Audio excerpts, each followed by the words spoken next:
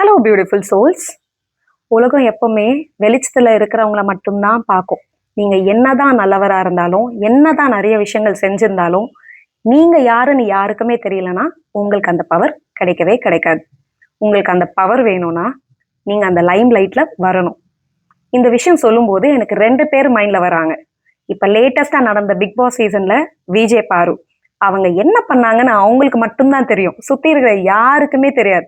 ஆனா அவங்கள பத்தி கான்ட்ரவர்ஷியலா போயிருந்தாலும் எத்தனை பேர் அவங்கள பத்தி பேசுறாங்க. அந்த ஒரு லைம்லைட் பொசிஷன் அவங்க எடுத்துக்கிட்டாங்களா? அதே மாதிரிதான் இன்னொருத்தர், டொனால்ட் ட்ரம்ப்.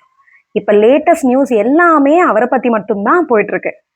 அந்த மாதிரிதான் என்ன பண்றாரு, ஏது பண்றாரு, அது ரைட்டா ராங்கா, இதெல்லாம் டிஃப்ரெண்ட் சப்ஜெக்ட்.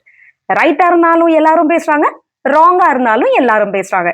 அந்த ஒரு லைம் லைட் பொசிஷனுக்கு வரத்துக்கு தான் அவங்க பண்றாங்களோ அப்படின்னு கூட சம்டைம்ஸ் தோணுது.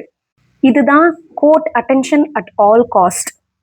என்ன நடந்தாலும் சரி, தப்பா பேசினாலும் ரைட்டா பேசினாலும் அவங்கள பத்தி பேசிட்டே இருக்கணும். ஏன்னா அந்த ஒரு லைம்லைட் பொசிஷனுக்கு அவங்க வரணும் அப்படின்னு ஆசைப்படுவாங்க.